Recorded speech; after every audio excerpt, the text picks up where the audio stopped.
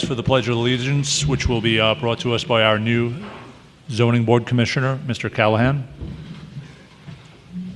I pledge allegiance to the flag of the United States of America and to the republic for which it stands, one nation, under God, indivisible, with liberty and justice for all.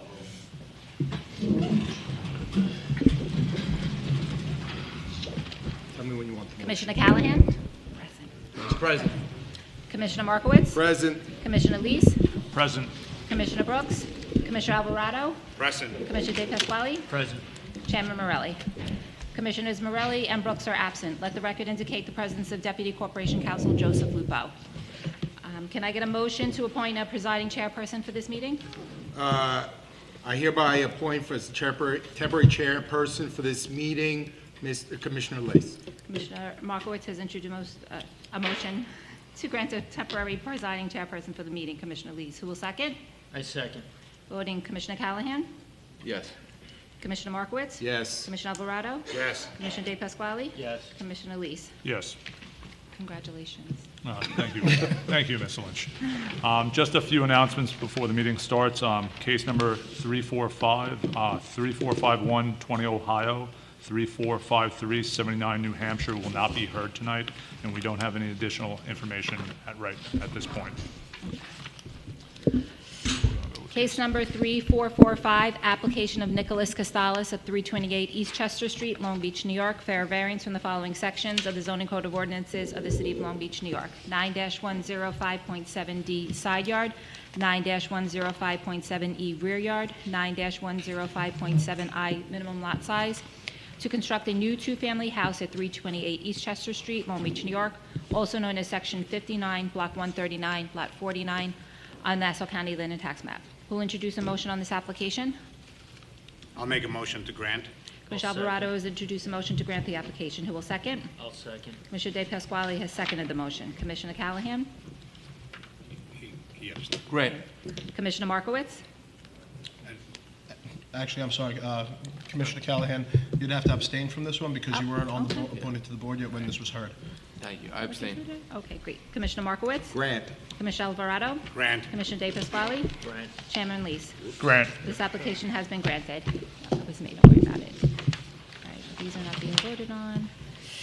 Case number 3448, application of Alexandra Zoli of 261 East Walnut Street, Long Beach, New York, for a variance in the following sections of the zoning code of ordinances of the city of Long Beach, New York. 9-105.2C front yard, 9-105.2D side yard, for a first and second floor extension at 261 East Walnut Street, Long Beach, New York, also known as Section 59, Block 125, Lot 176, on the Nassau County Land and Tax Map. Could the Yes. applicant please? Yes. Sorry, first time. No, that's all right. Please just state your name and address for the record. Sure, it's Alexandra Zali, address 261 East Walnut Street, Long Beach, New York. I want to say a few words, is that okay? Yes. Please. Awesome. Robin knows I'm very excited about this. Yes. I may be the only person who's excited to dig in the records, but, so Sasha Zali, you can call me Sasha. I'm the owner of 261 East Walnut, and I have been there for 15 years, since December 2009. Both boys born and raised in this house. And this August, the house is turning 100 years old. So it's a lot of milestones, and we love it. We love our neighbors, we love our block, the kids play on the street. And the only problem is because this house was built in 1925, is it was a summer house. Like, there are no closets, there's no bathroom on the main floor, the bedrooms are tiny. And so we want to stay here. This is a place where I want to keep living. We just need some more space in the bedrooms and the dining room and the bathroom. We explored different ways to do it without the variance. I worked with an architect to look at side and whatnot, and going in the front appears to be the one that makes the most sense where we want the space. So happy to answer all your questions. But that's it. Sorry, still a little nervous. Don't worry, it's my first time being chairperson today, so I feel for you. Okay. Can you just go a little bit more into your Yeah. project? Looking at that, you are looking at two things. The front yard, the code requires a front yard of 20 feet. You are proposing a new front yard of 13 foot 1 inch, And the secondary thing was the side yard. The code requires side yards of 5 foot and 8 foot, and you're proposing a new east side yard of 4 feet. Yeah. But while your west side is I think it's 13 feet? 15 plus, yeah. 15 feet Yeah. plus. Well, can you go into the project, please? Yeah, absolutely. So on the front side, there's really two parts. There's one where we're asking for 14 feet, and the 13.1, that's the porch area. And that's sort of the minimum width for a porch, like put a table there so you can, hang out, talk to the neighbors. On the other side, that's where the dining room is. So both the kitchen and the dining room are really small. And so when we were looking, we actually originally wanted to go farther, but when we realized that that would require variance, we tried to gauge where the other house is. It's like 235 and a few houses on that side, so we wanted to be in line and didn't want to go further. And just so you know, like that's right above the dining room is currently the master bedroom, but that's where one of the bedrooms is. And where the porch would be, and over there, like the reason why we want to go in the side yard, right now it's a sunroom, and above it is another tiny bedroom, which would become the master. And the reason we needed that extra, I think it's 1.4 feet beyond the variance, is to preserve the roof line. Because like one of the things we really wanted to do is preserve the architectural integrity, of the house. And so to minimize how much roof we would have to redo on the second floor, that's how it worked out. So that was my understanding after conversations with the architect. All right, thank you. Because, again, I see that you have more than enough on the west side and the east side. Why not the other side? Yeah, and so for a bunch of reasons. One is there are no rooms, and so the way that the staircase goes, if we went towards the driveway, it would be difficult not to lose. Like the driveway goes all the way back, that's where the garage is, so it'd be quite difficult to approach, and it would only solve one of the three problems. That's actually where we started. We started looking at that side. It was one of the first plans that we drew up, and then we saw that it would be useless towards the back of the property, and so we couldn't go that route. All right, thank you. With respect to that porch that's on Yeah. the second story? Yeah. How far out from the home, so how wide is the porch? So that was the one on the top. It was an afterthought. The original porch was on the bottom, right? So like to have a proper entrance to the house, and because we would already have that space, and we're replacing the porch that currently exists, like we're covering it up. Okay. We just said, hey, we'll put something. It wouldn't jut out further than the porch on the bottom. Okay. Helpful? Sorry. No, that's great. Cool. Do any of the other zoning board commissioners have any questions for the I have applicant? a couple of questions. You didn't include any photographs of the surrounding houses. In terms of the character of the neighborhood, Yeah. is it in line with what the other houses? The ones next to me, no, but the ones a few houses down, yes. We do have houses that come close to the front, across the street, but I did check with all my neighbors, and I think that, I don't know if that's in the record, but both my neighbors to the left and to the right, as well as the folks across the street, sent in their letter saying that they would be okay. How is it a little bit different than your neighbors next to you? My neighbors next to me do not go out that far, but they go much farther back. But in terms of the front where the road is? You mean how close they come? No, in terms of the character, in terms of the size of the house, in terms of... Great question. So my house is the oldest. It was from 1925, the one next to me on the left, owned by the same guy before me, the Schlachters. It was built in 1984, so it is much tall. It's 2 stories. It's much bigger than mine. And architecturally, it looks a little bit different. The house across from me is very similar in style. I guess they were built around the same time. And sorry, Commissioner Markovitz, I'm not sure if I'm answering your question. Close. Okay. Close. Yes, I'm getting there. All right, so when I'm facing your house. Yeah. Your neighbors next to you. Yeah. They have taller houses, is that what you're saying? The guy to the ones, if you're facing my house on the right, it's a bigger house. It's a little bit taller, but it's just much more fleshed out. It's more bedrooms, bigger bedrooms. They added a porch, right? and the folks next to me On the left, on the left, that's right. It's similar in height, but it goes further back, and they have like a shed that goes out. Very, very different. We don't have cookie cutter houses on our block. okay. Long Beach. No, I understand, you answered my Yeah, question, yeah, thank yeah. you. Okay.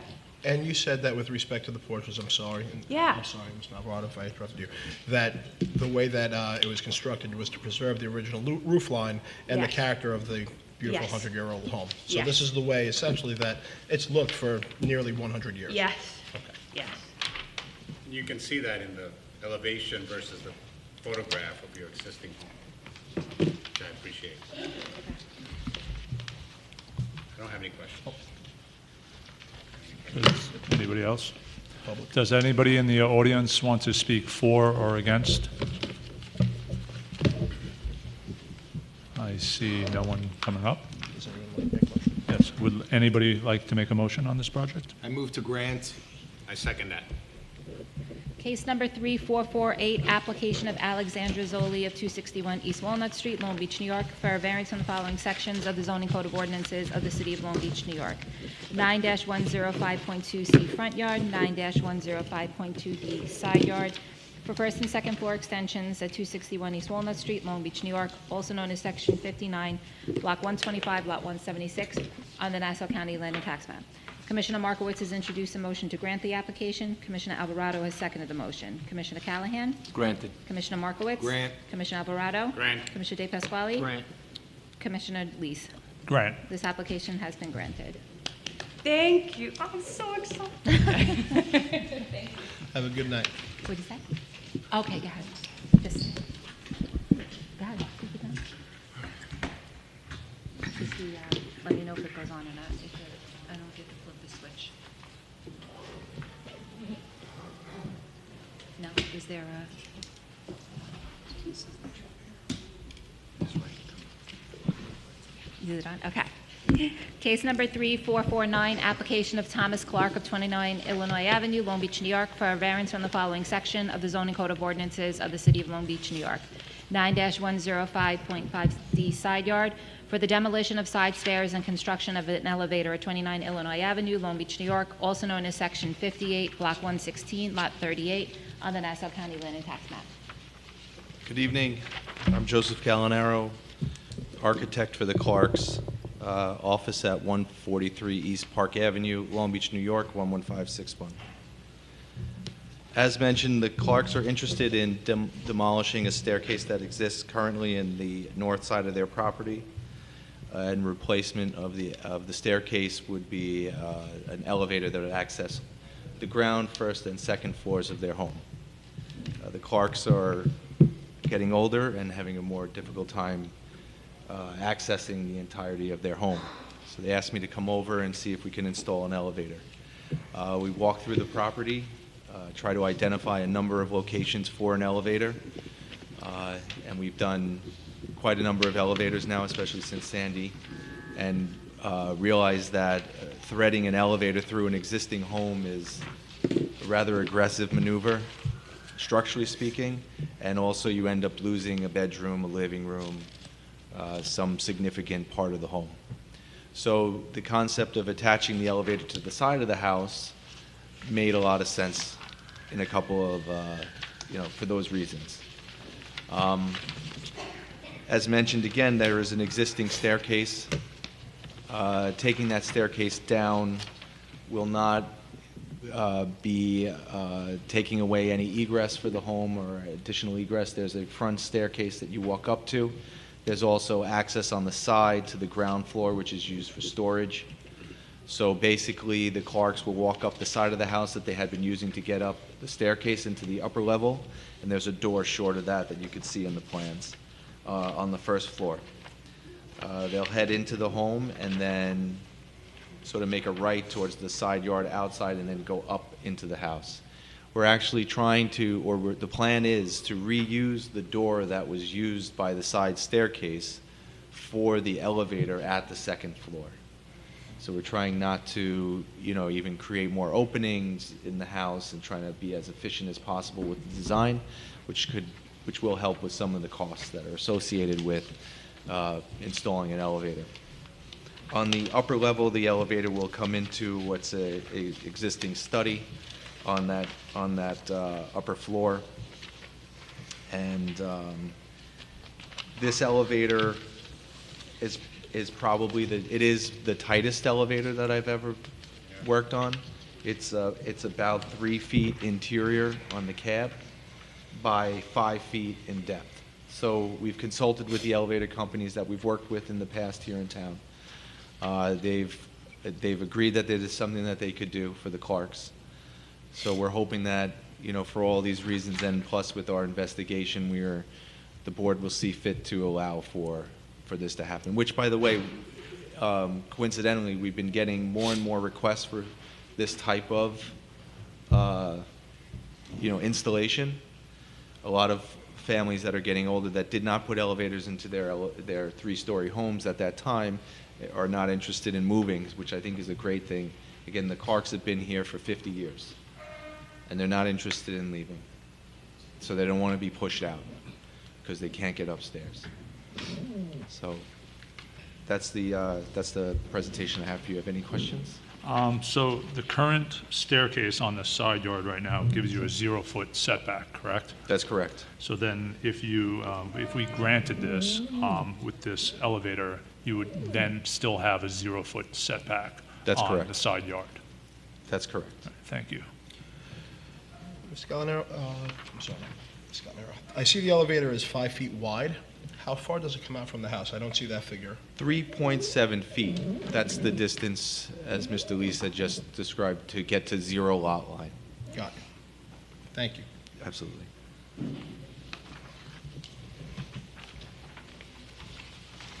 Does any other board members? Yeah. So I have several questions. First question is, when you're saying it's not going to affect egress, the fact is, if you have stairs, if there's a fire, you can use the stairs. Or if there's no electric, or if there's any problems like that, you can use stairs, but you can't use an elevator. So the elevator's designed, so there's a front staircase that from the sidewalk you would walk up to get to the first floor. Right. Then there's an interior staircase that gets you upstairs and downstairs. So, Right. and you can exit the home from the ground floor through a garage door or side door. And the main living space, let's say it's the second floor where we would lose the staircase on that north side, there's still a staircase in the front of the home. So let's talk about the stairs in the front of the house. And now I'm talking about a benefit sought by other alternative means, okay? Would you be able to put a ramp there instead of an elevator on the side of the house? So a ramp, And I'm making reference to the pictures that you attached. gotcha. So- Yep, so a ramp can rise 1 inch over a foot, right? So to get from the ground floor to the second floor is a 7-foot rise, right? So it's 7'3" and a quarter. So that's 84 inches. The ramp would be 84 feet. And then there would be mid-level platforms every 30 inches. So basically, we would start the ramp. You would have to start the ramp, several houses away. It's not, The other thing, just to also mention, these elevators are smart in that there is a battery backup that gives you, I think, like 2 additional rides if the power goes out. If there's a flood or a fire or something like that, someone can use the elevator, I think it's 2 more times. Okay. Yeah. If the elevator needs to be repaired, would you have to go on a neighbor's property to repair it? Is No. that- The repairs would happen from the inside, so the way that these elevators are repaired, it's hydraulic, so there's a pump that's in a housing that's, maybe 3 feet by 2 feet by 2 feet, and it's hung on a wall. Gets power to it, and that's one thing. The computers are there. That's one thing we try to elevate as high as possible to stay away from the water. They then move, they have the ability to open the door to get to the cab, the service people. They can move the elevator out of the way. If they get below it, they can move it down to stand on top of it, but it's all from inside the home itself. Okay. Thank you. I have no further questions. And there's no intention of removing the internal stair? No, No intention of that. Yeah. Does anybody in the audience want to speak for or against?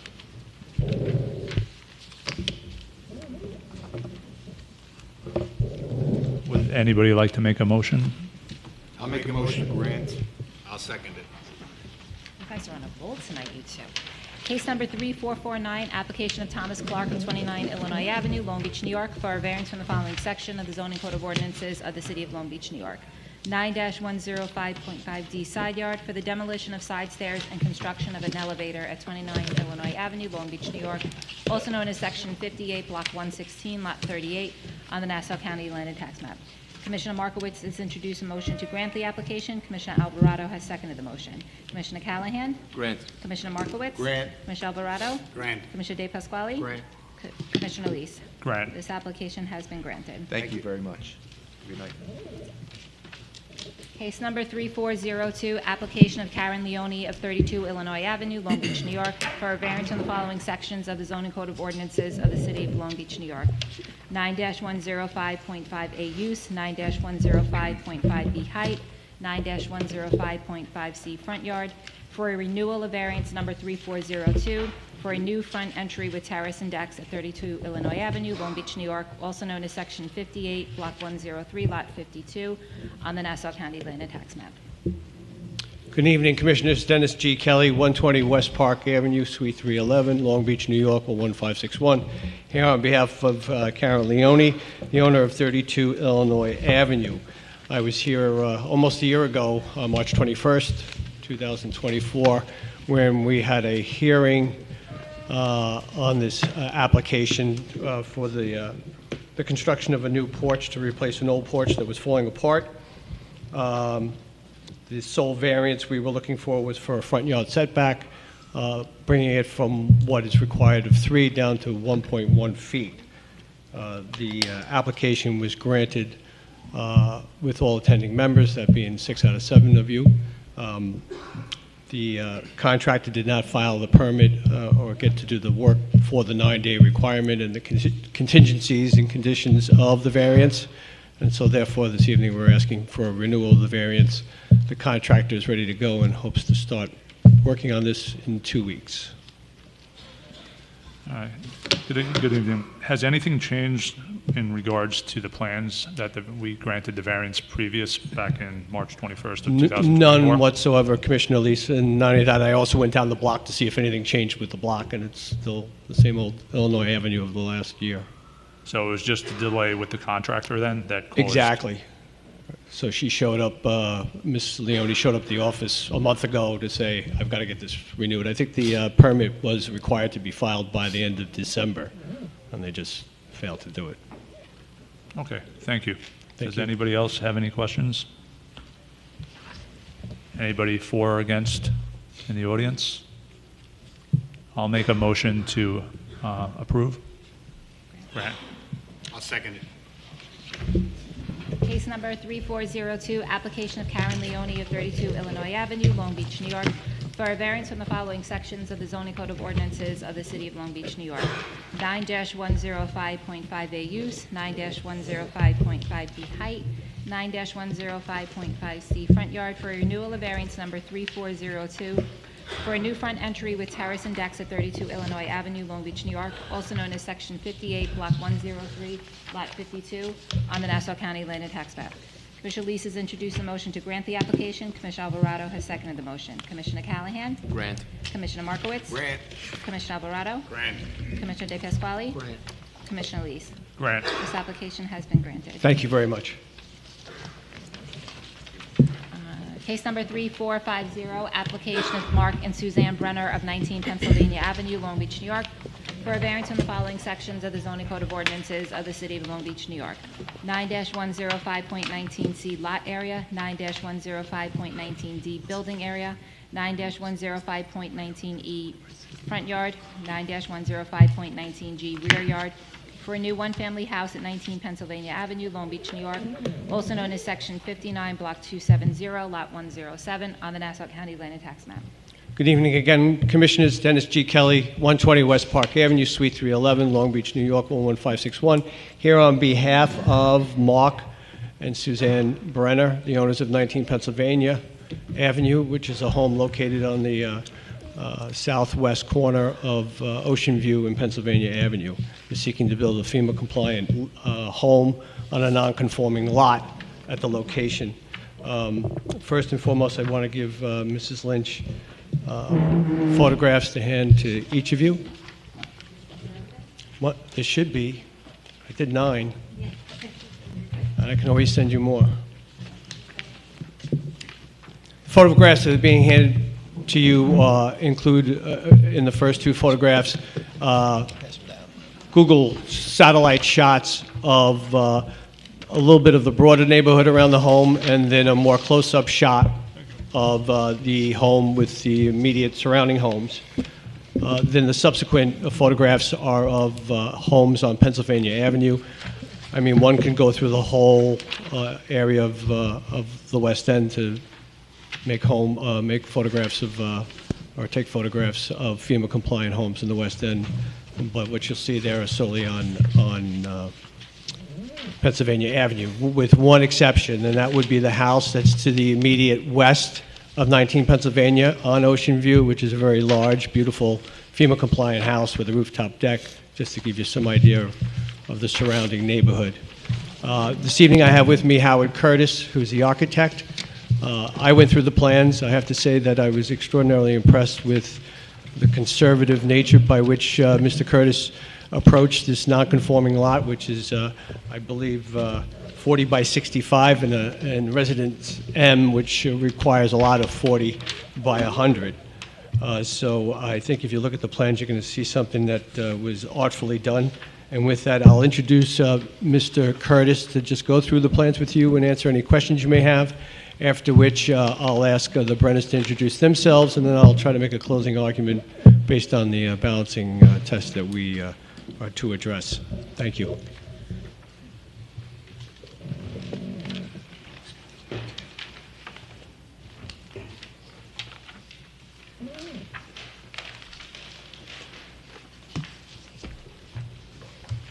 Good evening. Good evening, sir. Just please state your name and address for the record. Howard Curtis, architect, 241 Lansdowne Avenue, Carl Place, New York, 11514. Thank you. So the goal of our project here was to construct a new FEMA-compliant home. Originally, in our original discussions with the Brenners, we thought maybe we were going to be able to elevate the home that's there, but through investigative work, it was just, the structure was undersized, it was sagging, it was a mess. So it was deemed that it was best to, eliminate what's there and construct a new home. The Brenners desired a home that had a large open great room area for family, and their hope was to get a 5-bedroom home. We have 4 bedrooms on the second floor and 1 on the first floor. There's an entry from the street, from the front. We also have an internal access with a stair and an elevator that transcends up from the FEMA level through the rest of the home. And we have off-street parking that we brought in off Ocean View. We took advantage of the Ocean View location to bring the 2-car garage to not affect on-street parking on Pennsylvania Avenue, which typically ends up being the scenario, and then you lose a spot or two with these elevated homes. So we were lucky in that we had a corner location on Ocean View that allowed us to do that. We were also cognizant of the fact that we wanted to save a strip up the side, which would also allow us to have overflow parking when the time saw fit for that.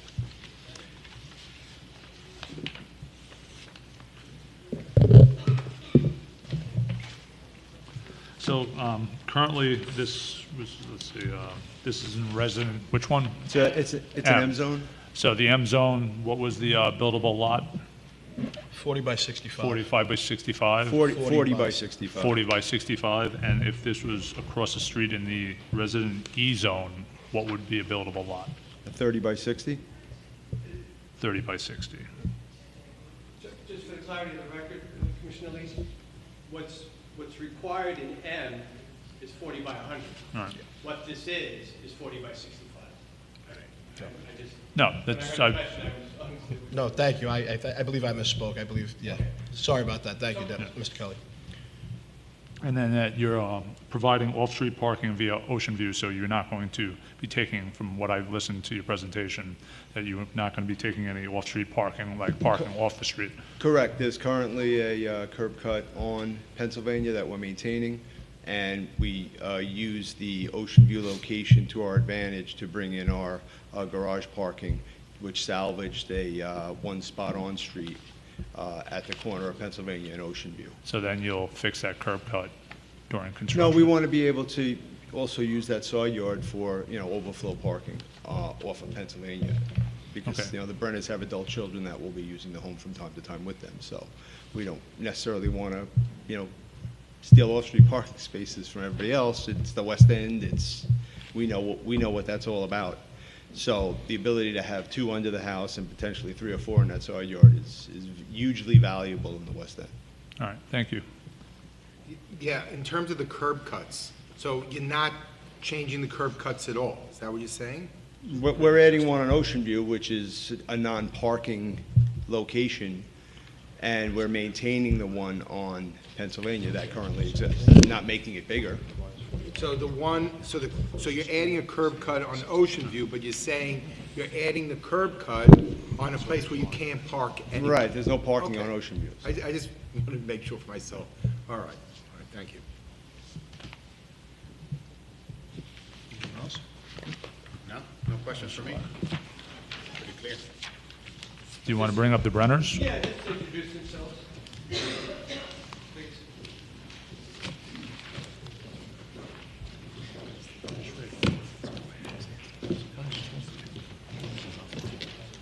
Hi. I'm very nervous. I'm Suzanne Brenner. My husband, where is he? Mark. We live in Glen Head at 120 Pound Hollow. I have my very best friend here who has lived in Long Beach. Her mother has been a longtime resident. And sitting at the beach with her and just enjoying this wonderful, wonderful town, I said, I would love to be here. I'd love to have my children, my 3 children, my almost 6 grandchildren running around on the beach, going to the boardwalk. We would love to have this house as a second home for us. And so we're hoping that we can, the house as it exists would just not be usable for us. It actually is not even finished upstairs, and so we're hoping that we can build a beautiful home for our family. Do you want to say anything? Thank you. Thank you. Yeah, I'm going to wait, Mr. I just want to address the law, which in our profession is kind of important. So my argument basically is that first and foremost, given the photographs that I've handed up, that what they're proposing, and given the history since Sandy, what they're proposing is well within the character of the neighborhood.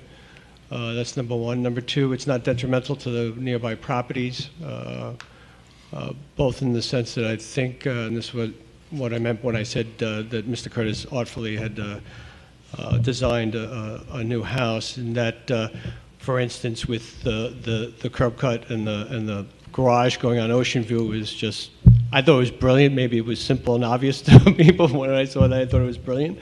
I think he's maintaining the driveway on the south side is also smart because it leaves a distance between the 2 houses and shortens the side yard setback, which is actually a front yard on Ocean View, and that's smart as well, given the fact that it's not immediately next to a house. I also want to address the nature of whether these are substantial variances. I don't believe they are. If you look at the zoning analysis that Mr. Curtis did on the front page of his plans, presently the square footage of the footprint of the house is 1,180 square feet, and he's proposing 1,279 square feet. The lot coverage presently is 45.42%. Mr. Curtis's proposed 49.10%. Same with the setbacks. They're minor, as well as both the front yard and the rear yard, relative to what's there now. And that's the same for the side yard, and the building height is well within code. Having said that, there's no other feasible method by which we can obtain the goal of what the applicants are seeking in this FEMA-compliant house on the corner, and there's no hardship, and obviously these types of houses are encouraged. Given that argument and the balancing test that we're supposed to do, I think that the application should be approved, and would appreciate it if it was this evening. With that, I thank you, and I'll let you ask if anybody else is here. Mr. Kelly, with respect to the home that's currently existing, that home actually would probably already exceed the building area as well, because it's an undersized lot. So almost whatever you put there is, as a matter of fact, going to just exceed the approvable lot size. Right, building and area. yes, I think you're absolutely right, Mr. Lupo. Because just for the record, the lot area, the building area, that's all based on having a 40 by 100. Correct. So Correct. the fact that this is, an undersized lot, almost by default, to have anything livable, it would have to have a variance because it would exceed these limits. That's absolutely correct. And when I say artfully, I thought that, given the size of the lot compared to what's required in the residence district, I thought that whoever designed this house would take up more, right? Have the driveways in the front, expand the width of the house to even less than, right? With the argument is, I don't have much of a lot, look at the rest of the neighborhood, or the rest of the district, I should say. I didn't, I thought, that's why I thought this was so well done. Thank you, Mr. Kelly. Any other questions? Anybody in the audience want to speak for? Please come up.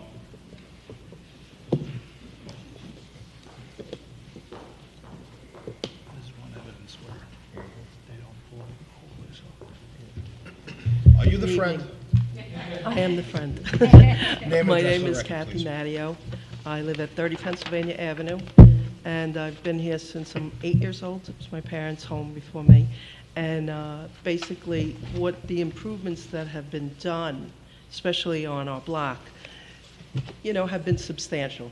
And they all, look different in a sense, but they really have beautified the area. And it's nothing that I see, and especially what they want to do. I look forward to it. I'm right across the street, and I can't wait. Thank you very much. Thank you. Anybody else want to speak for? All right, anybody in the audience want to speak against?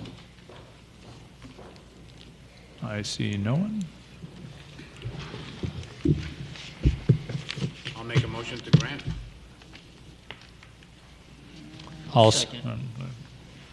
Okay, the other Vinnie? Case number 3450, application of Mark and Susan Brenner of 19 Pennsylvania Avenue, Long Beach, New York, for a variance in the following sections of the zoning code of ordinances of the city of Long Beach, New York.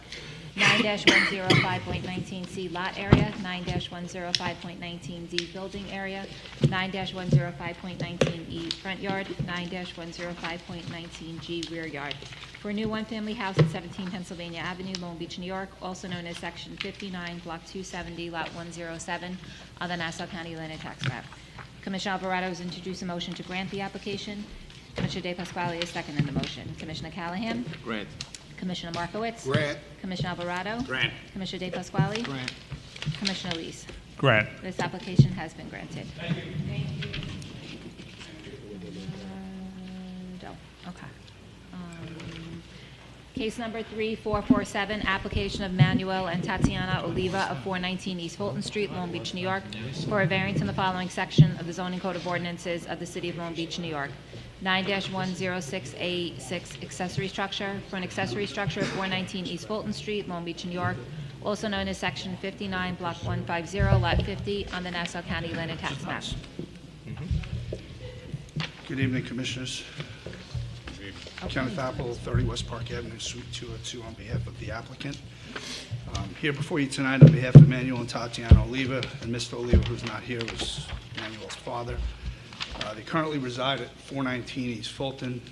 They own the home with Manuel's father. He's actually on the deed. He signed the note. He purchased the home with them, and they purchased it for approximately $700,000. To give you a little background, the Olivas have lived in Long Beach for approximately 20 years. They've always rented. Their last address was 729 East Walnut, where they resided in a 3-bedroom rental with senior, junior, and the 2 kids shared a bedroom. They have a boy and a girl, so it's tight as it is. They share a room. They're both high school age of 14 and 15. And like I said, Manuel's dad, senior, resided with them throughout their rental time. Tatiana works all day. Manuel is in the HVAC business, works 6 to 7 days a week, and Mr. Oliva is a custodian in the Allen Park School District, so all employed locally. They're all hardworking people. They decided to purchase this home together and have Mrs. Oliva, Mom, move up from Peru and reside with them. They're all on the deed. They all own the house. Unfortunately, it's only a 2-bedroom home with the cottage in the rear, which is technically a garage. We know it's a non-habitable accessory structure on the CO currently. But the unique thing about this is it's always been this way. It's been this way for over 50 years. It's been rented for approximately 50 years. It's been this way for 50 years. As a matter of fact, in the file from 1978 from the building department, there's a certificate of compliance, which actually permits the use for family only or an employee as per the Corp Council at the time. I understand the CO does not provide for that. That's why we're here tonight. But just the little distinction is that they didn't do this. They bought it this way, and it's been occupied for all this time. To be very clear, this was already set up by the previous owner. They had been renting, because when they took it, they inherited the tenants, which I understand are no longer there. But it's not occupied. Inspector Shu inspected it when they were summoned to court. The tenants were gone. All the violations are being cleared up, subject to whether they can use this as an accessory structure. What we're looking for is have the Oliva's parents reside in that back structure while Manuel, Tatiana, and the children reside in the main house. It would be a 2-year special use permit for only them. We're not asking to rent it to anybody else. Family only, this family only, subject to inspection, and a 2-year renewal, so it gives the zoning board a semblance of control, obviously, if they choose not to follow the rules that they're asking for tonight. Again, this works for them for many reasons. The finances are tight without all 3 of their incomes, which is why all 3 of them purchased the home. And if it's not habitable, it's going to cause the parents to live in the house with them, probably sleeping on a pull-out. It's not going to change the cars on the block. It's not going to change the number of people in the house. It's literally just for comfort for this family. The structure, the property itself has at least a 2-car driveway and another parking spot under the FEMA level. So I don't think the garage is going to ever be used for parking, nor is it necessary in this case. They were under the impression through their attorney that this could be done with a permit. I didn't represent them at the closing. I'm not going to get into any conversations that they had with their closing attorney, but you know, it's their first time buying a home, and they took it occupied. They kind of thought it was legal. And again, they didn't read the CO, but there is something in the file that shows in 1978, from 1978, that this was permitted for occupancy by family members. I'll supply that to you if you want to see it. So we're here tonight really at your mercy to let them to stay in this house as a family and live comfortably. We don't want anything other than the special use permit that I just asked for only them to reside there, the 5 of them. Again, subject to inspection. They have to finish a case that's in court now surrounding this. We're aware of it. I don't believe these variances are substantial. The structure already exists. It has not been changed. The occupants that we're proposing to live there already live there in the house, and they're going to stay. They're going to stay in the house. They have no choice unless they sell it. There'll be no undesirable change to the neighborhood. This has been this way, like I said, as long as I can remember. The prior owner rented it because I knew he did, and back in the 70s it was rented. There was people living there. I don't want to say it was rented. There were people living there. So it's been that way for over 55 years. The second legal criteria is the application cannot be achieved by any other feasible means. There's no way unless the parents sleep on the couch at this point. Because like I said, they have a boy and a girl, 14 and 15, already sharing one room. They have the other bedroom, and then the parents plan to live in the accessory structure. We don't believe it's substantial because it's pre-existing, and we don't think it's going to have an adverse effect on the physical or environmental conditions of the neighborhood because, again, the current living conditions in the house, the occupancy of the house are not going to change. It's just a matter of letting them live comfortably. Again, in 2 years, it could be reassessed if they don't abide by the conditions that the board imposes, if you feel so inclined to grant this. And I don't believe it was a self-created hardship. It is kind of a hardship now. They probably should have done a little more due diligence, but again, it was their first home. I didn't represent them at this closing. They kind of relied on what was in the file, that they could live there. And converting it back to a garage, it's going to literally be a storage shed, because you'd have to drive through a 2 or 3 car driveway through a fence to even get to this anyway. So it's a matter of whether we let them live, the 2 parents live in the back, or we use it as a storage shed. My client, Ms. Oliva, would like to say something to the board tonight, obviously to enhance the position and just appeal to you to allow them to continue to own this home. Yeah, that was.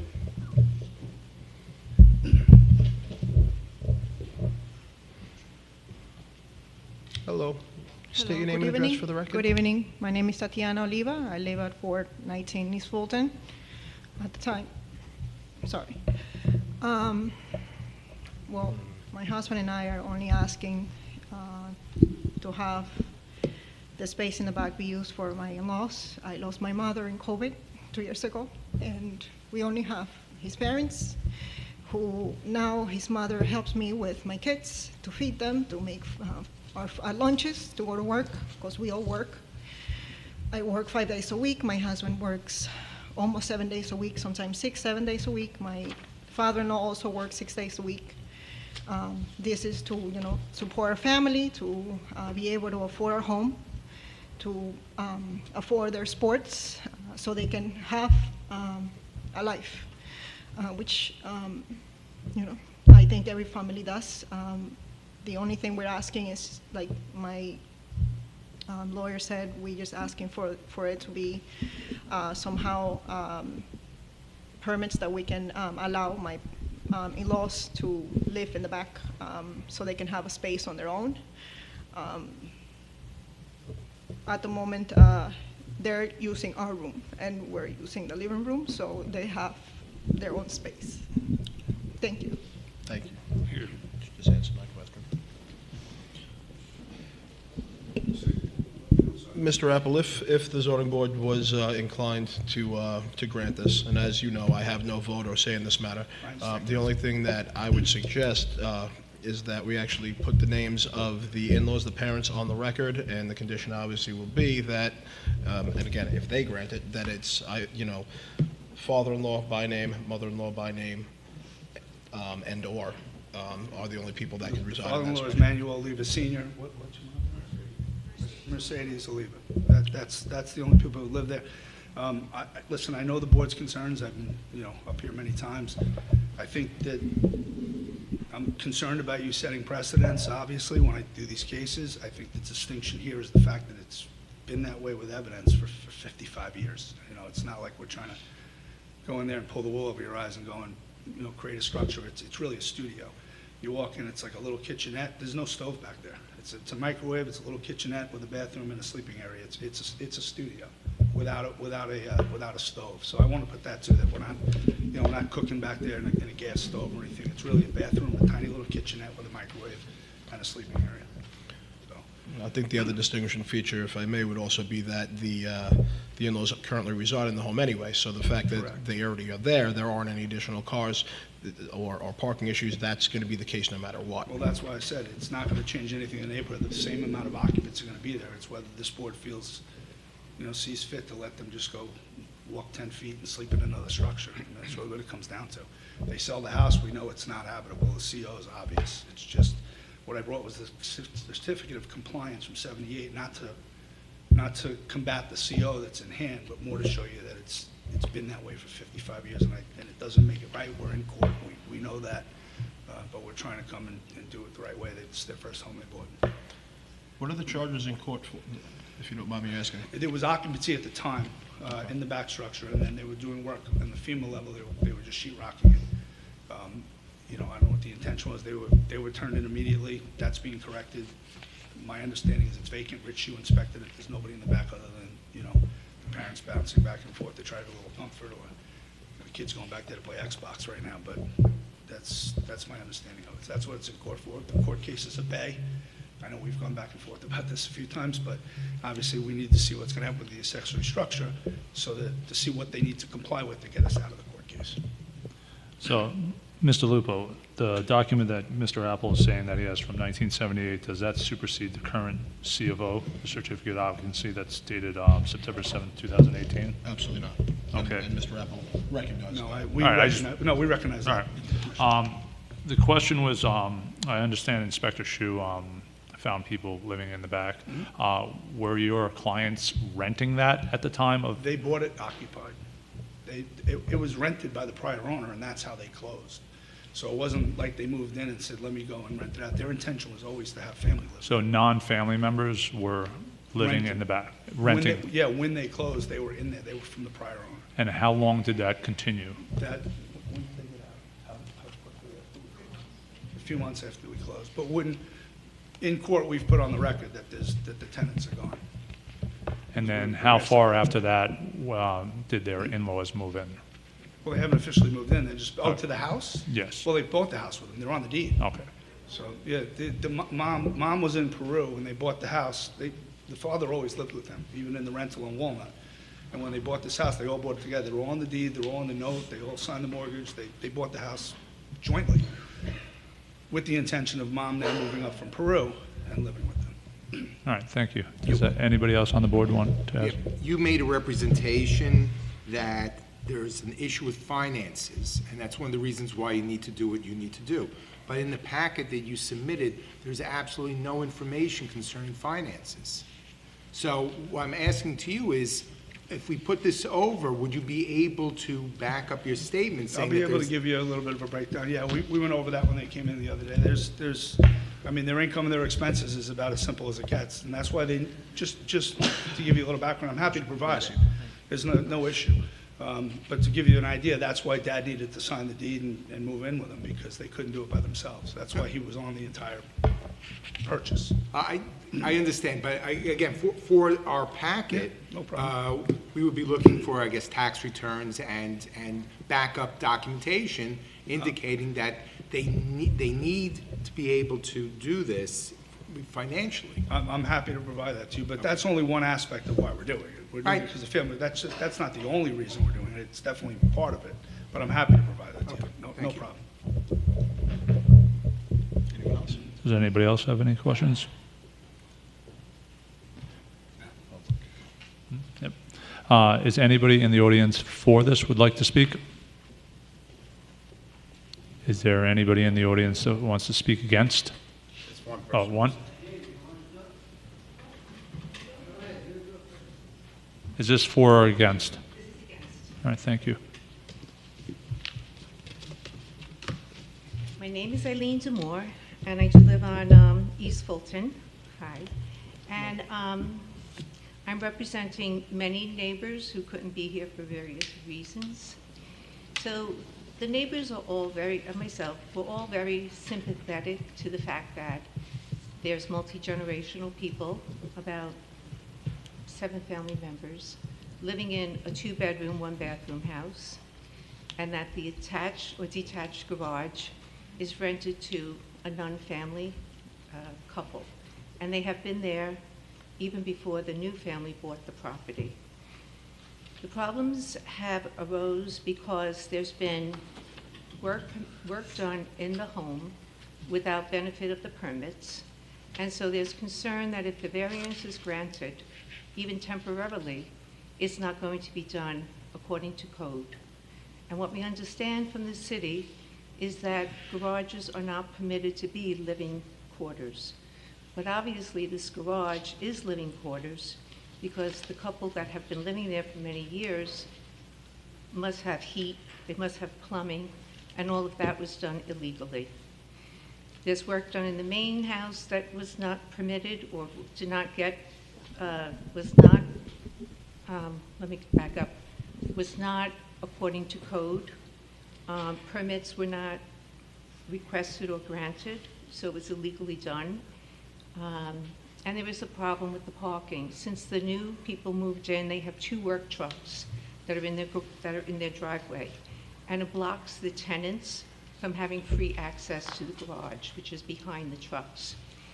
That's kind of escalated issues with other people, other people who own property and like to have more access to parking in front of their homes, because the tenant is parking wherever he pleases, which is his right, but then it escalates into arguments and even violence and spitting and cussing and all sorts of things. And we're just concerned about the safety of our neighborhood, having work done that was not permitted and continues since last year not to be corrected. May I comment? Yes, please. Okay, so you understand they're not seeking a variance. Excuse me? They're not seeking a variance. They're seeking a 2-year special use permit to only allow family members, the father and the mother, correct, to live in that property. So you're talking about a variance, and you're making that statement I'm sorry, to us. the paperwork that we received said they were requesting a It's- variance, and that's why I'm concerned. Right. Oh, go Okay. ahead, Joe. 2 years, so it's a 2-year Okay. conditional variance. So it's, I'm sorry. it's semantics. You didn't say anything wrong. It's okay. So a variance, just so you know the differences, if this was granted as a variance, then a variance runs with the land. So that means that basically, if they sold the home and somebody else moved in, that structure would always be able to be used as a habitable space for everyone and anyone who ever owned that home, right? What they're seeking is now, and I understand what you were saying with respect to the fact that there were tenants there, and it's been represented to us that the tenants are no longer there. Is that correct, Mr. No, Apple? that's not. So the It's not tenants, correct, they live there. okay. The tenants are living in the garage. Well, I can't confirm that now, but I can, double check with my building department and find out what's going on with that. Just so you know what they're asking for now, and I don't know the accuracy of any of this, is that the parents that currently live in the home, they want them to now live in the back, right? But there would have to be an eviction for the tenants that are currently living there. If they're still there. Now, can I ask you a question? You said that, As of this week, I saw them. okay. I believe you. No, I don't live there. we're I not totally believe debating you. it, but there's been some controversy. I do have a question, though. You said that the tenants, they've been living there for many years? How many? Do you have any idea about how long? I would guess 3 to 4 years. And did you ever make a complaint to the building department or the city in the past about it? No, because before the house was sold to the new owners, it was basically vacant. Or it was rented to renters. It wasn't owned by the current owners. It was owned by George. So is it that we Lipper or like something, George? the previous owner. And he did not use that driveway. Okay. And he rented it to people that didn't stay all that long. So the So tenants regardless in of the back were legality of the not- tenants, the main issue is the parking. There's Am a I- parking problem, yeah. There is part of a parking problem. There's also the safety concerns. With what? having the work done that was not. How does that within affect you? permit. It wasn't done with license. How does that affect you? How does that, Well, how does I that had a affect new- your safety is what I'm asking. Okay, I'm looking for balance, I'm looking for equality. I had a roof put up this year, I got my permits done, I paid the city of Long Beach. I did all the right things. No, And and I just it think- should be done that way. Yeah. I agree with you, and I'm not trying to combat you in any way. No, I know you What don't. I'm trying to do is just understand everything, so I mean, when, I understand the parking is definitely an issue. I understand that if, whether it's the tenants or, I believe you said it's that the tenants now park wherever they want, and that it's creating a volatile situation. Right, Is they're it- upset that they can't park where they used to park before the new owners bought the property, because they park in their own driveway. So I understand all that, but I'm just trying to understand everything, so It's a that's why lot I'm to asking take my in. questions. Yeah. No, thank you. I have no further questions. One more. Would you be opposed if there weren't new tenants and the parents were living in that structure in the back? Would you be opposed to that? If everything were to code, okay, meaning the plumbing, the heating, the AC, all of that was legally installed to code and paid permits, and that parking wasn't an issue, and there was respectability between all the neighbors, then I wouldn't be opposed to it. I understand why they need to live in the garage. Okay, thank you. The parking situation is not going to change regardless. Well, if the tenants are gone, Well, the tenants are right, gone. and so he's the one that has the bad attitude and Okay. cursing and spitting and stuff like that. And then his partner has a car that's parked on the street and hasn't moved in months. So that would be another 2 spaces. Okay. That we So think no would tenant, but lessen family it. okay. I- As long as everything was to code, which Right. it implies it would be if Right. we were to get to this point. Right, and good neighbors and respectability and that kind of thing. Sure. And just so you know, ma'am, with respect to any work that was done inside the house without permits and whatnot, I don't know if it's in court for that, but if it is, then, you know, regardless of whether this variance was granted for family members only, they would still have to correct that. Right, and also evict the tenants. So Assuming that the The tenants reason are I'm saying there- that is that there's a process going on here. I understand. And I understand it takes a couple of years. In Not some necessarily a cases. couple of In years. some cases. No, it wouldn't take quite that long, but, yeah, it could be a few months. Mhm. Okay, thank you very much. You're welcome. Is there anyone else that would like to speak?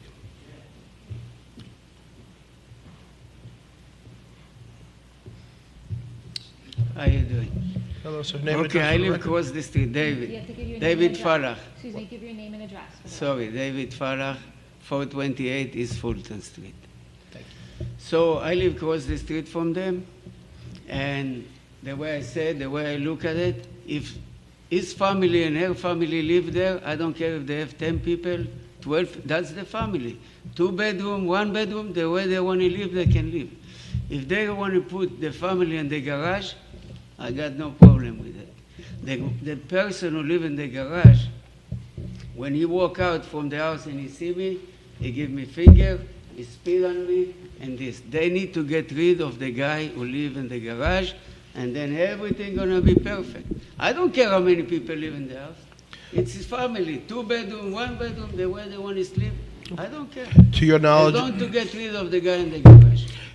the gentleman that you say is currently living in the garage, have you seen him recently? Do you think that Yeah, I see him, yeah. he's still living there, as far as you know? He spit on me and I together. One day he passed by us and he spit. They need to get rid of him and then they can do whatever. Family, I can have family with 10 people. We can do nothing about it. God bless them, I don't care.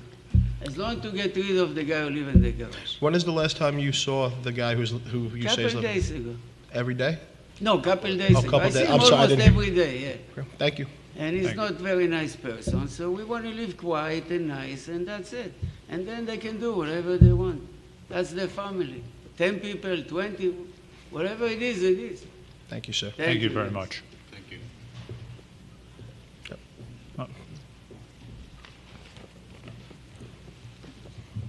In anticipation of the question being raised about the garage being occupied or not, there's photos of the tenants walking down the driveway into the house Do you know when those photos were taken, ma'am? this week. And who took the photos? I did. I live across the street. And are those photos a fair and accurate representation? No, I'm kidding. No, no. Mr. Apple, is there tenants living in the garage? I was told no, Mr. Oliva, can we?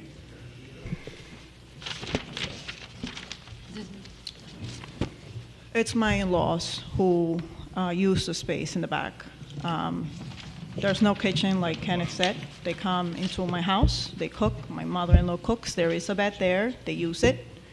I don't know who these people that they're talking about. I know that George, who actually sold the house to me, had issues with the neighbors because of family that lived there that he rented to. But I don't know who this family is that they're talking about. Yes, I do have 2 trucks. My husband parks 2 trucks there.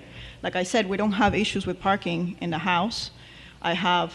There's 2 driveways. There's one in the front where my father-in-law parks. I park my Honda right in front of the house, which is not a street parking because it's like very small. And then there's 2 trucks parked right on the driveway on the other side, going towards the back. So I don't know what to tell you. There's, I'm sorry, I missed the first part of what you said.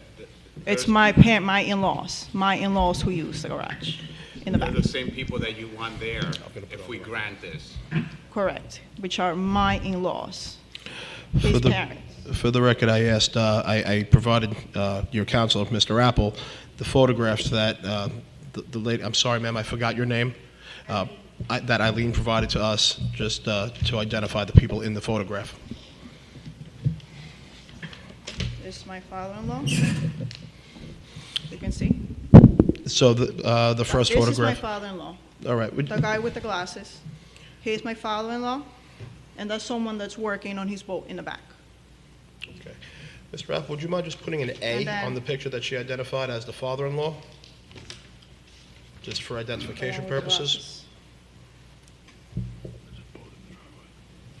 Let's see about- And then this is. No, I can't tell.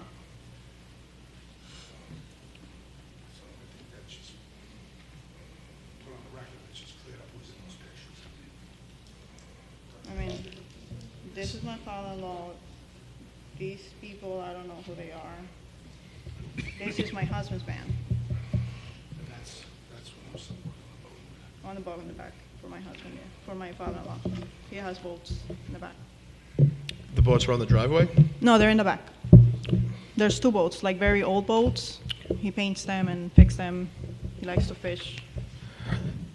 They were there when they inspected the house, actually. Mr. Apple, would you mind just putting a B on the subsequent picture? The one with the boats or the first one? Well, the first one I asked you to put the letter A on. That's the same one as the person with the boats. This one, Mr. Oliva says is his mother and father, but she can't see because it's from the back, it's from a distance. Okay, so just put a B on. The B is the person with the boat. Okay, thank you. B for boat. No problem. And just for the record, in the court case, we represented that there's nobody back there. Obviously, if we're gonna get out of court, and they are criminal dockets, we can't have anybody there. So I would have started an eviction proceeding 4 months ago if there was a tenant there. I was told there was no tenant there. I was told the judge there was no tenant there. I asked them again when they came in. You know, obviously, when I spoke to the neighbors before, I asked them for the 4th time. There better not be anybody there, because Inspector Shu even told me when I spoke to him that when he inspected, there was nobody there. So I don't know whether it's speculation that was put on the record or whatever, but obviously, it's got to be vacant, other than the Olivas if this is granted, and it's going to be inspected. As far as everything being to code, when we finalize this in court, it's all going to be to code. Do you have a question? So just to clarify, your in-laws are currently living in the garage? They're sleeping there every night? They sleep in the garage right now. I mean, everything's pending this variance. The court case, you know, is at bay until it's. I'm sorry, I thought that it was put on the record that the in-laws currently sleep in their bed and they sleep on the couch. That's That what, was my question. that's what Ms. Olivia said, so I'm getting confused by the story now. Because you earlier stated that your in-laws were sleeping in your bedroom and you were sleeping on the living room. When they came to inspect the house, they told us that we cannot have anyone there. So we were sleeping in the living room. Okay, So but like last night, what was the sleeping arrangements last night? They were in there, in the garage. They're in the garage, Last night, okay. yes. in When the violation I of guess what you're the, saying is, and again, this is news to me, when the bill department came around, they scared them enough that they got everybody out of the garage. Now that this case is pending, they're using back it in the until- garage. Yeah, using it until, I mean, this has gone on for 4 months. The other thing I just want to clarify, and it was referred to a few times by the opposition, and if you refer to the CO, they referred to the fact that a garage is being converted to living space. It's not a garage. It's actually classified as a non-habitable accessory structure. So it's, the option of it being a garage is not going to happen. They have a garage. It's attached to the house. It's a FEMA-level home. So they do have a garage. So I think in a distinction, if you were so kind as to grant this, it's not where everybody can just take their garages and make them living space. This is unique in the CO in of itself, because it says it's accessory structure. It's not a parking, not an off-street parking spot. Mr. Apple, if we adjourn this matter for you to get financials like you represented you would, I guess, would that cause a problem with? No, I have to see when the next court date is. That file's in the office. I think I'm gonna put the court date past where where this vote would go. If not, I will. I mean, it's just, the court's been patient. They're just waiting for this. I would recommend that this case is held open for voting, and just so everyone in the audience understands what that means. Holding the case open means that the hearing is not closed. It means that you could submit evidence via email, in person, if you want to come to City Hall. Room 402 is Corporation Counsel's office, where I am. Again, email is sufficient as well if you have more photographs or any more documentation to represent your position. That could be done for another month until next month. If next month the board has all the information that it needs to render a determination, a decision will be made then. And Mr. Apple, just one more question for you. The prior tenant, when he vacated, obviously it wasn't done by a warrant, correct? He vacated on his own? Is that? Because I didn't evict him. Okay, so if you can find out whether or not he signed a document surrendering the property, even if it's a one-page document, that would be very helpful also. Okay. I'll do my best. If you could. If not, I'll give you an affidavit that we haven't heard from him in 5 months. Okay. All right. Thank you. Whatever you need. Okay. Thank you. Yeah. Okay. Oh, one more. So I'm a little confused, and it was a little hard for me to hear exactly with the voices going that way. Was it stated that the detached garage on the property of 419 East Fulton is not occupied by some tenants, but that the family is living there now? Yes. Okay, so I want to dispute that. We're going to investigate it. Excuse me? We're going to, right? We're going to send. Yes, but please finish. Okay, because there has been a little bit of semantics about the garage being the first level of the house versus the detached garage. Okay, so what we're talking about here is the detached, but we're calling it an accessory structure. Okay. Right. So I have one other photo that shows their house, the current owner's house, with the tenant unloading his car and bringing it back behind this blue fence into the detached garage. And I'll make copies of it and I'll submit it. Okay. You could also send a digital copy by email if that's easier for you. Okay, and it's dated Monday, so there's no concerns. Okay. Thank you. Thank you very Thank you. much. All right, this case will be hold open for voting. Case number 3452, application of Gregory and Michael Cinto of 542 East Hudson Street, Long Beach, New York, for a variance in the following sections of the zoning code of ordinances of the city of Long Beach, New York. 9-105.7K expanding use, 9-105.7C front yard, 9-105.7D side yard, 9-1121 off-street parking, in order to convert a one-family house into a two-family house with additions at 538 East Hudson Street, Long Beach, New York, also known as Section 59, Block 167, Lot 21, on the Nassau County Land and Tax Map. Good evening, Kenneth Apple, same appearance on behalf of the applicant. Before you tonight on behalf of Gregory Cinto, who's the listed applicant, but Michael and Nicole Cinto purchased the home from their dad. Michael's here with me tonight. First and foremost, and most importantly, I think I want to clear up, we're not seeking a two-family use. We're not looking to change the zoning on this property. We want to keep it a one-family house. After this presentation, you'll see we're merely seeking to have a second kitchen on the first floor of the home under, again, a special use permit. The fact that we're not looking to change use eliminates the parking variance as well. So those two variances will be eliminated because we want to keep this CO a one family.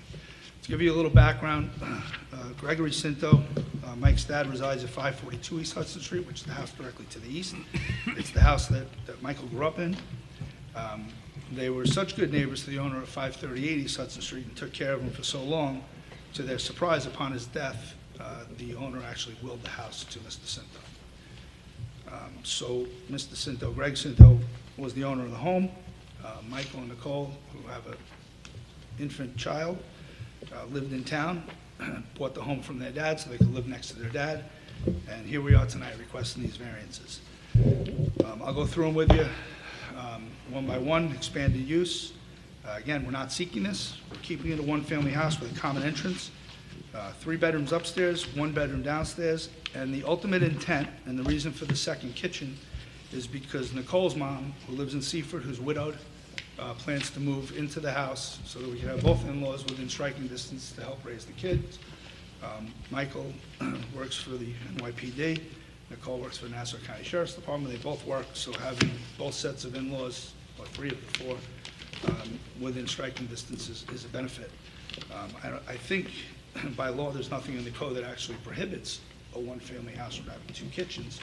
But that being said, I mean, you're laughing because you know where I'm going with this, but that being said, we're just looking to have Nicole's mom be able to have a kitchen and not go share the kitchen. It's one house, it's a common entrance, there's no separation, there's no separate dwelling.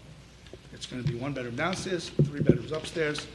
They're all going to live there, but this is just a matter of whether this board wants to make her walk upstairs to go to the kitchen or not. They've been advised that when they sell this house or she moves out, the kitchen's got to go. No issue with that. This is their intent. This is what they want to do. The front yard variance is existing currently. The only thing they're looking to do is put a front deck on the second floor as they go up. The side yard, there is no, it's an encroachment by variance, but it currently exists. Right now, it's a bump out from the kitchen where you walk into the kitchen. You know, a lot of these homes, you walk up the side into the side kitchen. It's going to be like a little closet or something under the new plans. And the only affected owner is actually Michael's dad, who basically sold him the house. So that's the only person that side yard variance affects because it's to the east. The other issue is parking. Like I said, there's going to be no additional cars in this neighborhood because she's going to live there with a kitchen or without a kitchen. So you're going to have the same amount of occupants. It's just a matter of whether we want to give her a private kitchen or not. So we believe this is a reasonable request from the board. We don't need anything other than a special use permit because that is the absolute intention of this. And it gives the board control over, you know, who lives there and if they did anything different and made it a separate dwelling, which they're not going to do.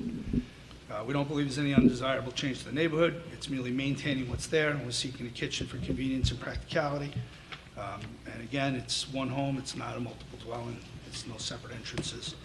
Second criteria is it can't be achieved by any of the means. Obviously, if we want to let the mom-in-law who's living in the house have a kitchen, that's the only way to do it. We don't think it's substantial. The 2 variances, the front yard and side yard are already existing. I don't think anybody's going to oppose it. And again, the special use permit is something that you have control over. And we don't think it's going to have any adverse effect on the physical or environmental conditions of the neighborhood. Mike grew up on the block. Dad lives next door. He's bringing his mother-in-law in, who's widowed, to live there. And I don't think that's going to be any adverse effect to the board. Do you want to say anything? No. My client would like to speak unless you have any questions for me first. I have a question for Mr. Lupo. You have new plans, correct? We have new plans. So my question is looking at the denial letter from the city of Long Beach, do they have to restart the process? Can we just? No, they don't have to restart the process, but were the new plans submitted to the building department already? New plans, you mean new plans for the house? Yeah. Isn't that this? Yeah, they were submitted. Yeah, okay. That's what got denied. Yeah, no, I'm sorry, you said new plans, so I thought. No, because you said there were new plans. No.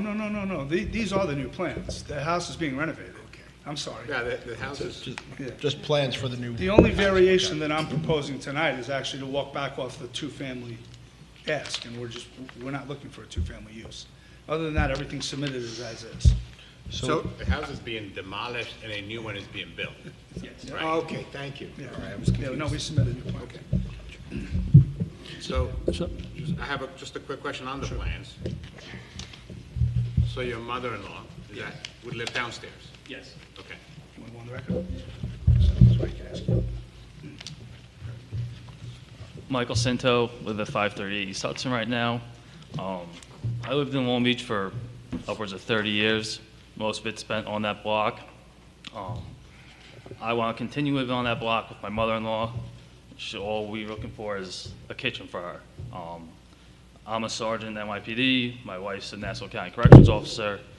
You know, at times, it's not always easy to be home, and we need her to watch our kid. We have a 1-month-old right now, and if she moved in, it'd be easy childcare. As you can see, no one's here objecting to this. It's really up to you guys if you guys could approve it, so we could just have the second kitchen in our home. If you approve it, I'd appreciate it. Mr. Cinto, what's your mother-in-law's name for the record? Deborah Sapia. Deborah Sapia. Sappia. And like Mr. Apple said, she's been widowed for 15 years now. She's going to be retiring this year, and she just wants to live with her daughter and her grandson. So my question is, with the plans right here, you're building on the pre-existing foundation? We're going out 4 feet 9 inches as well on the west side. On the west side, but you're leaving the pre-existing staircase entrance on your east side there, and that's where you're maintaining that 1 foot? That's gonna be an entrance, I think. What, that's gonna be a clock, like- on the bump out? Yeah, the bump No, out. those stairs are going, that's being closed up, and it's only going to be on the first floor. We can't build on top of it. Is it- That would be upset if you did. Yeah. So I'm just looking at that, if you don't enclose the bump out and you make that bump out flush, what's going to be your side yard setback on that side? If you remove, I mean, it's only, well, I'll check for you, but it's only a part of the side yard anyway. It's only a little piece. I mean, if it's 100 feet deep, it's only a couple of feet. It's only a couple of feet anyway, but I'll check. but I'm just saying, like, based on what they're saying is the side yard on the existing east side, you only have 1 foot based because of that bump out. But if you remove the bump out, you'll probably meet the criteria for the side yard. It would be 4.8, I believe. According to, if you look at the first page of the plans, it would be 4.8 everywhere except for that little bump out. So then you would, You still need a variance. but then at least that variance is like, we're talking inches, not feet. Right, but I it's mean, only- we're not changing anything as it is right now, Right and my now, dad it's lives only- next door. It's only It's- feet for those, maybe 7 feet. The other 93 feet, we have the 4.8 or more in the backyard. But, you know, like I said, you know, My- this is your, it's your decision, but like I said, it exists now, so we just let it go. Yeah, my architect reached out to the building department. They said it's fine as long as we don't build on top of it. Why do you need the extra kitchen if it's going to be one family? So my mother-in-law has a kitchen downstairs. And why can't she use the other kitchen? Just convenience for her, to keep it separate for us. And your mother-in-law's watching the kids, She will be, yeah. so she needs her own.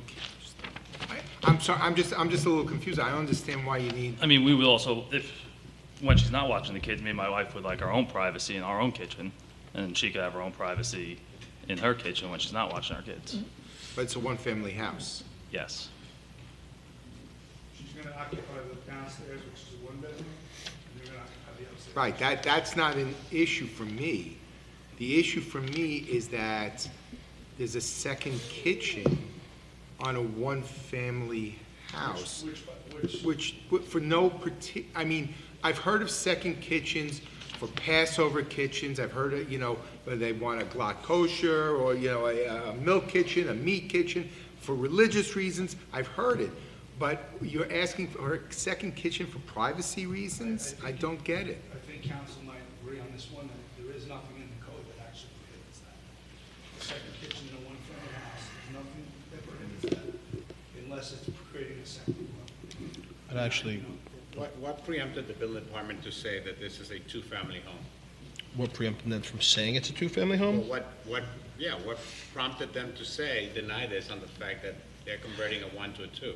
Because initially they were going for a full variance, and, you know, to be quite honest, most times when there's a second kitchen and a separate dwelling unit, it is a two-family home, right? I think, and I could be wrong, but I think that Mr. Apple, probably recognizing that that's how we would view it, kind of walked back a little bit, spoke with his client and said, well, if we make a temporary conditional 2-year variance, conditioned on just Ms. Sapia living there, the mother-in-law / mom, as soon as she is no longer residing there, then you have to take that kitchen out. which is an added expense. However, my only concern, and I understand the second kitchen for religious reasons, but keeping, church and state separate, if you're going to make an exception for religious reasons, then you also would have to make an exception for non-religious reasons as well, because you can't be biased towards religion, because then you'd be... It's an accommodation, it's not Yeah. bias. Well, it's an accommodation, but if you're going to make the accommodation, so I guess my question is what if somebody was an atheist? An atheist doesn't deserve a second kitchen, but somebody who practices glatt kosher does? You can't distinguish based on just religion alone. We can talk about that later. Sounds good to me. My real argument, Ms. Markowitz, is that this doesn't affect anybody. It's only Bill. She's going to live there no matter what. Yeah, we have no intention. And by the way, I appreciate the fact that you want it to be a conditional variance 2 years, coming back every 2 years. I understand that. Because if I'm coming to you with a certain intention, I've got to give you the belief that that's the intention. And I appreciate that, and I thank you for that. Honestly, I thank you for that.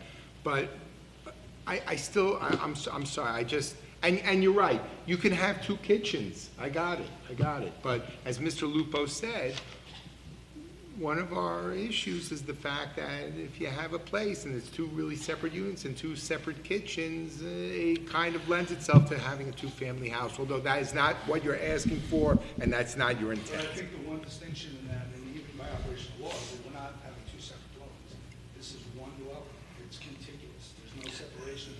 There's no separate entrance. But I think that, putting the shoe on the other foot now, the board's concern is it's not uncommon to grant a temporary conditional variance on the grounds that a family member lives there. And then all of a sudden, at some point the family member no longer lives there, and now we need the temporary conditional for financial reasons. And then 20 years passes. Or the house is sold, and then the new homeowner buys it, and they're like, well, it's our hardship. We didn't know. They sold it to us as a 2-family. And Actually, you can deny it. I mean, it's, if they violate the code, they violate the code. That's like not giving someone a driver's license. I'm gonna remember. You know, I like that. It's good. I'm gonna remember that you said that the next time that you're here from somebody. And they're like, well, now they have a financial hardship. I'm like, Mr. Apple, do you remember on February 27th? No, but again, just studying the first floor plan and listening to everybody up here and being hesitant to look at this 2-family and even a special use with a secondary kitchen, the first floor plan lends itself that if you throw a wall up, you got an illegal 2-family house, and you can rent that first floor where you'll never see anybody upstairs. You can say that with pretty much any house. I mean, again, we're speculating that someone's going to do something wrong. If they do, there's recourse. Obviously, they'll come and I'll be representing you on the 2nd floor, not the 6th floor. You know, I mean, I get it. I understand. I'm not arguing with you. I'm just saying it's speculative that he's going to commit a building violation. Where if he does, there's a building department respectfully, that's just. All right. Let me just see, anybody else have any questions? No, I don't have any. No. Does anybody in the audience want to speak for or against? All right, so what we're going to do is we're going to hold over this case for voting. Is there anything you need from us? I think we just need to, Mr. Lupo, in order for us not to be looking at this fact from the building department that this is not a permitted use, do they need to follow anything differently? No, basically at this point, I just have to confer with the building department, the commissioner of the building department, and just update them that now that it's a temporary conditional variance. Obviously, I mean, it is kind of obvious that, the expanding use aspect of the violation and the off-street parking aspect of the violation, obviously will be, they're going to be a moot point, but I just have to ensure with them that there's not anything else that we're missing. Thank you. Let's do that. Thank you. Good, thanks. Case number 3454, application of Carrie Bardabillo of 260 Edwards Boulevard, Long Beach, New York, for a variance in the following sections of the zoning code of ordinances of the city of Long Beach, New York. 9-105A use, 9-105H density, in order to convert a one-family house into a two-family house at 260 Edwards Boulevard, Long Beach, New York, also known as Section 59, Block 98, Lot 4 on the Nassau County Land and Tax Map. You would think I set you up for these three, Kenneth Apple, come on, Kenny. But I have the same opening. We're not seeking a two-family. It's going to be the same application as the one before, other than the fact that there's no other variances needed, which I can give the argument that by operation of law, we actually shouldn't even be in front of the zoning board, but we are. It's easier to come to you, hat in hand. Oh, I'm sorry, I was checking my microphone. Is it aesthetically pleasing? So it's easier to come to you than have to, get into the legalities of it. In any event, my client, who I did represent on this one, purchased this home in July. She paid $975,000. Her dad and mom assisted her in the purchase with the purpose of being why we're here. She spent another $300,000 renovating it. Her parents are permanent residents of Daytona Beach in Florida. They don't live here. Carrie, my client, has a brother who has children. They reside in Queens. The intent here is just to have, again, the parents are going to stay with her. She lives alone.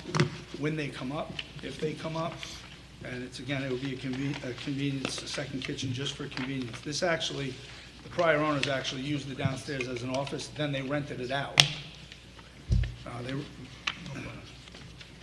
I'm sorry, I didn't want to interrupt. Are there plans?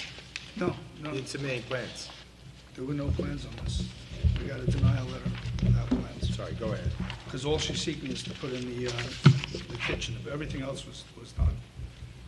There were no plans. There's no changes. The house is already done and structured. It is a one-family home, and that's how we're looking to keep it. It was used as an office by the prior owners, and then after COVID, and they started working at home and had to stop seeing people. They actually rented it, but it's been. So the office had a kitchen? No, we're looking to put a kitchen for the Same, parents. yes. Oh, I'm sorry, a fridge, not a stove. Okay. Yeah, the fridge isn't really the problem. So you're looking to put a kitchen? We're gonna put a kitchen for when our parents come up, so they can stay downstairs and she can stay upstairs. Are you going to have plans in order to put in the kitchen? I think all we need is permission to put a stove in. Everything's there. I think Mr. Lupo can enlighten us, but I don't think you need full plans. Yeah, we're just looking to put a stove in, because everything's there already. All she did was renovate it. Just need a gas permit. And the reason her parents can't stay with her brother is because they have cats and they're highly allergic to cats, so hence they plan to stay here.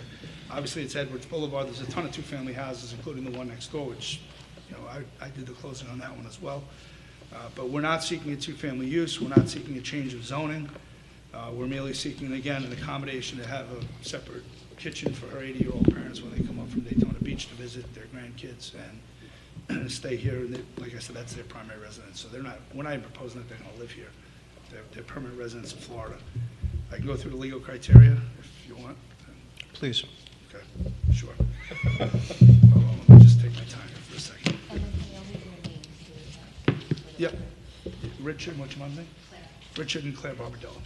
Same last name as the applicant. There's no undesirable change to the neighborhood. We're merely maintaining what's there and what's been there. Actually, when Carrie bought this, it was an improvement because it was being rented. Now it's not.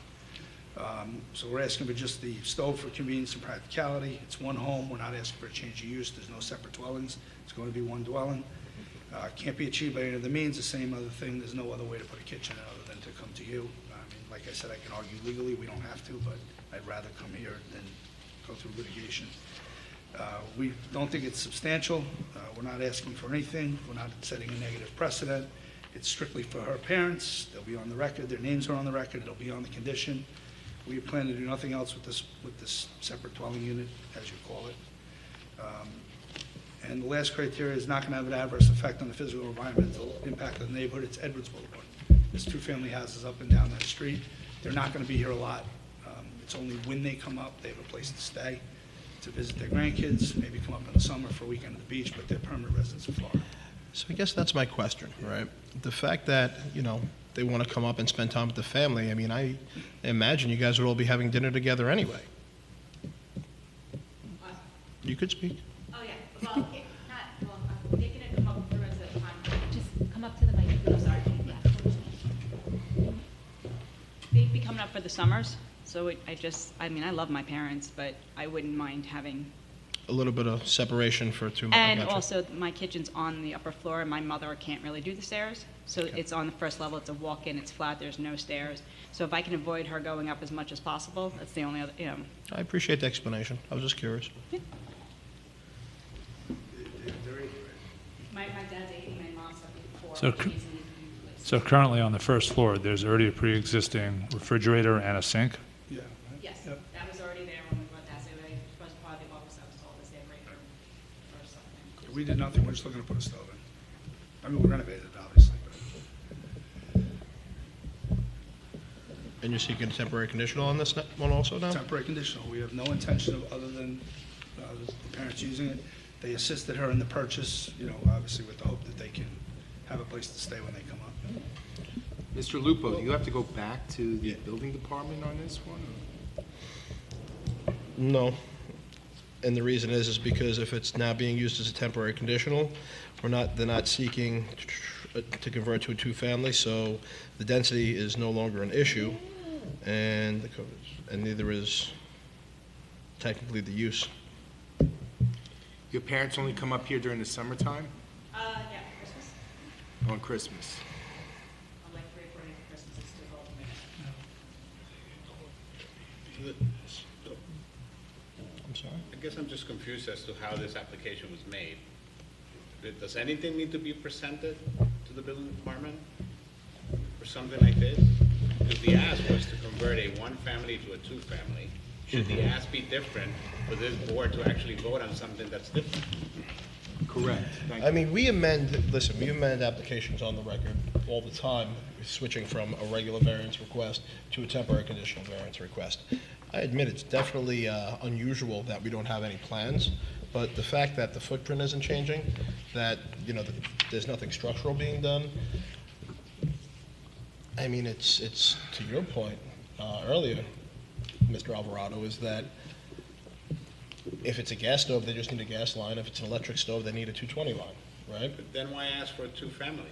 The application for the C of O was to convert a one-family to a two-family use. That's why the building department issued the denial letter. So that was the application that was submitted to the building department. That's what I was told that's what I had to do, was to apply, I just didn't want to have a little kitchen. So now that we know you don't want to do that, Mr. Lupo, what would be the appropriate application for them to file? They don't have to refile anything. You could literally administratively change the request to a temporary conditional variance right now. So if they knew that from the beginning, Mr. Apple, what would you have suggested her to file? I don't know. I would have probably asked the building department. They probably would have to file this, because I see this all the time. Because I don't think you can make an application for I understand. second kitchen, maybe? It's I just don't- my own edification, Yeah, the I- fact that this board is going to vote on something that says we're converting a one-family to two. For the longevity of what we're voting on, I'd like to see something different, but that's for us to handle, not. You know, Commissioner Alvarado, I don't think you have to vote on that. I mean, we've pulled that, so we're not gonna have you make that decision. We don't want that. You know, I think, I've seen this a bunch of times. This must be what they're advised to do when they go in there. We're not going to be voting on the 1 to 2, it's just going to be, we're going to alter what we're voting on based on the special use. So- But I just had a real quick question for Mr. Lupo. I'm listening. In regards, if we were to approve a special use permit and just say that this residence was found in violation of Airbnb and stuff, would that be justification for pulling the special use? Absolutely. Because it's conditional, right? Yes. So the condition would be violated. So, Mr. Apple, we're talking about 2-year conditional use variance Here's the difference. for, Different and what are the box. names of the That box would be people? checked. Claire and Richard Barbadello, same last name as the applicant, for their use only. Okay. For their occupancy only, obviously, if someone sleeps there. So if I made a motion, I'm not making a motion, but if I made a motion, the motion would be for a 2-year use. No, 2-year temporary conditional variance. Thank you. to have for a second kitchen, under the conditions that the Barbadillos are the only ones that could reside there. For a second kitchen located where? First floor.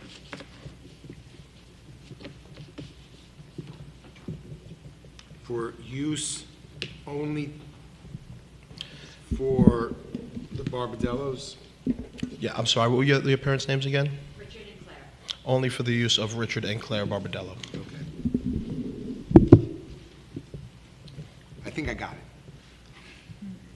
it. That's right, we have time.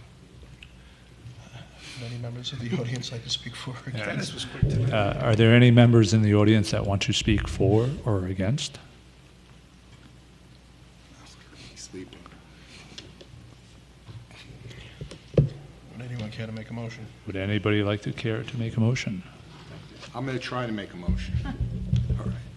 The motion is for approval of a 2-year temporary conditional variance for a second kitchen on the first floor for use only for Claire and Richard Barbarello. Barbadillo. Barbadillo. So close. Almost, Barbadillo. I second the motion. Okay. Case number 3454, application of Kerry Barbadillo of 260 Edwards Boulevard, Long Beach, New York, for a variance in the following sections of the zoning code of ordinances of the city of Long Beach, New York. 9-105.A use, 9-105.H density, in order to convert a one-family house into a two-family house at 260 Edwards Boulevard, Long Beach, New York, also known as Section 59, Block 98, Lot 4, on the Nassau County Land and Tax Map. Commissioner Markowitz has introduced a motion to grant a 2-year conditional temporary variance for a second kitchen on the first floor to be used by Richard and Claire Barbadillo. Commissioner Callahan has seconded the motion. Commissioner Callahan? Granted. Grant conditional temporary variance. Grant 2-year conditional temporary variance. 2-year conditional temporary variance. Okay. Commissioner Markowitz? I grant the 2-year conditional temporary variance, just like what you said, Robin. Okay. Commissioner Alvarado? I grant it as you said it, Robin. Okay. Commissioner DePasquale? Grant a 2-year temporary conditional variance. Commissioner Lees? I grant on a 2-year conditional temporary. This application has been granted. Thank you, guys. Have a good night. Good night. We're done. Close the meeting. I'm going to make a motion to close the meeting. Second. Okay, you want to do it? No, close the meeting. So what do you think? It's good. Yeah, it's interesting, right? So we're still being recorded, by the way. You have to watch out until she turns it off.